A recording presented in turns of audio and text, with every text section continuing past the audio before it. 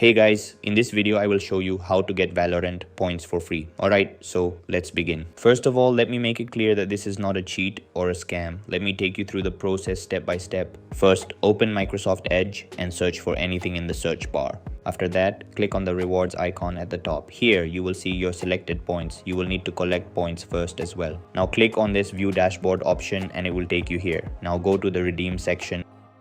Here you can see a League of Legends gift card available. Simply click on this to open it.